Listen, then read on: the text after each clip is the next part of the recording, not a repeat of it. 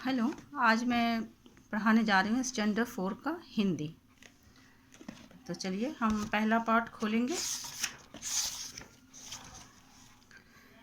बच्चों, पहला पार्ट का नाम है हम सब भारतवासी हैं। ये एक कविता है जो निरंकार देव सेवक द्वारा लिखा गया है। इस कविता में कवि ने हम सब भारतवासी क्या होता है बच्चों? जो भारत देश में रहते हैं वो सब भारतवासी कहलाते हैं। तो इसी भारतवासी की क्या विशेषता है? हम सब भारतवासी हैं और इसकी क्या विशेषता है, इसको कवि ने यहाँ पे बताया है। तो चलिए मैं कविता पढ़ती हूँ और मैं आप लोगों को इसका अर्थ समझाती हूँ।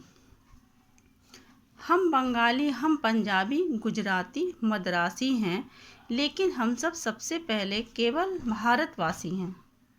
बच्चों, यहाँ पे हमें ये कहा जा रहा है कि हम सब बंगाली, पंजाबी, गुजराती, मद्रासी हैं। आप भी जानते हैं कि इस भारतवर्ष में, इस भारत देश में सभी धर्म के लोग रहते हैं। उनकी वेशभूषा, उनका खान पान, उनकी बोली सब अलग अलग होते हैं, लेकिन हम सब चूँकि भारतवासी हैं, हम भारत देश में रहते हैं, इसलिए हम सब भारतवासी कहलाते हैं। हमें सत्य के पथ पर चलना पुरखों ने सिखलाया है। सत्य मतलब होता है सच, पथ मतलब होता है रास्ता। तो हमें सच के रास्ते पर चलने के लिए चलना किसने सिखलाया है? पुरखों ने। पुरखों मतलब होता है पूर्वज, जो हमारे से बहुत बड़े हैं। वो उन्होंने सिखलाया है कि हमें हमेशा सच्चाई के पथ पर, सही रास्ते पर चलना चाहिए, और उस पर ही चलते आए हैं जो पथ दिखलाया है। और हम सब भारतवासी वैसा ही करते हैं, यानी कि हम सभी बड़ों का सम्मान करते हैं, और वो जो कहते हैं, वो जो सही बात बताते हैं, सही रास्ता दिखाते हैं, हम उस पर ही चलते हैं। हम सब सीधी सच्ची बातें करने के अभ्यासी हैं, हम सब भारतवासी हैं।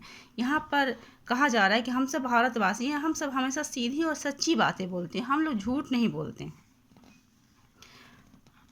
हम अपने हाथों में लेकर अपना भाग्य बनाते हैं।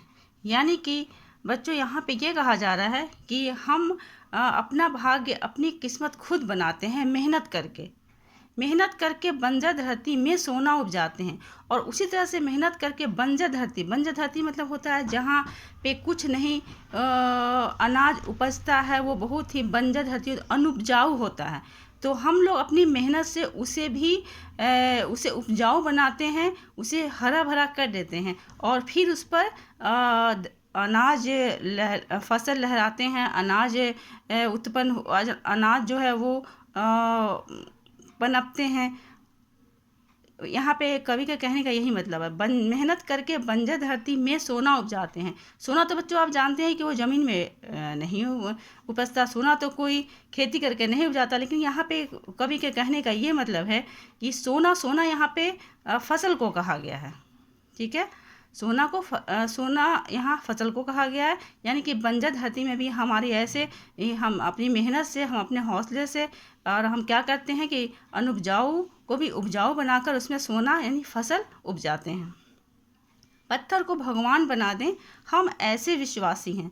और हम इतने विश्वास करते हैं कि हम पत्थर जो होता है उसको भी भगवान के रूप में पूजते हैं। हम इतने विश्वासी हैं कि हम पत्थर को भी भगवान के रूप में पूजते हैं। हम ऐसे भारतवासी हैं, हम सच्चे भारतवासी हैं। फिर अगला पेज है हमारा।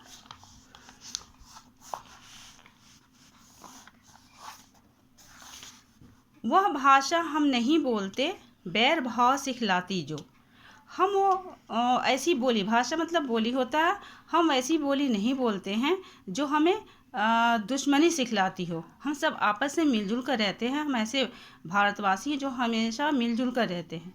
कौन समझता नहीं, बाग में बैठी कोयल गाती जो। यानी कि यहाँ पे ये समझाया जा रहा है हमें कि बाग मतलब बागीचा होता है। बागीचा में जब कोयल बोलती है तो आप भी जानते हैं कोयल की आवाज़ कितनी मीठी होती है, वो सुनने में बहुत ही अच्छा लगता है, और उसकी आवाज़ सबको पसंद है। इसलिए बाग में जब कोयल गाती है तो वो सबको पसंद आती है उसकी आवाज़। तो हम भी वैसे ही मीठी बोली बोलते हैं, किसी से दुश्मनी नहीं करते हैं, सब एक दूसरे के साथ भाईचारगी के साथ रहते हैं। जिसके अक्षर भरे प्रेम से हम वो भाषा भाषी हैं। हम सब भारतवासी के जो भाषा बोली वो अलग अलग है, लेकिन सब में इतना प्यार है, इतने प्रेम से हम बोलते हैं कि हमारा हर एक अक्षर प्रेम से भरा हुआ है, प्यार से भरा हुआ है। हम सब भारतवासी, यानी हम सब ऐसे भारतवासी हैं। तो बच्चों, आपने देखा ये कविता है, कविता का मैंने अर्थ बताया, कविता पढ़ के बताया। अब आप क्या करेंगे बच्चों कि इस कविता को याद करेंगे, जो आपको परीक्षा में काम आएगा। तो बच्चों, आप इसका स्क्रीनशॉट भी ले सकते हैं। आपके पास किताब है तो अच्छी बात है, नहीं है तो आप इसका स्क्रीनशॉट भी ले सकते हैं, याद कर सकते हैं। और इसका शब्दार्थ जो है वो कुछ ऐसे शब्द हैं जिनका शब्दार्थ आप याद करेंगे। देखिए, वो मैंने यहाँ पे लिखा हुआ है, इसे भी आप नोट कर लेंगे। ठीक है बच्चों, ये आपका होमवर्क है जो मैंने दिया है, और फिर अगली क्लास में मैं आप लोगों से मिलूँगी। तब तक के लिए बाय।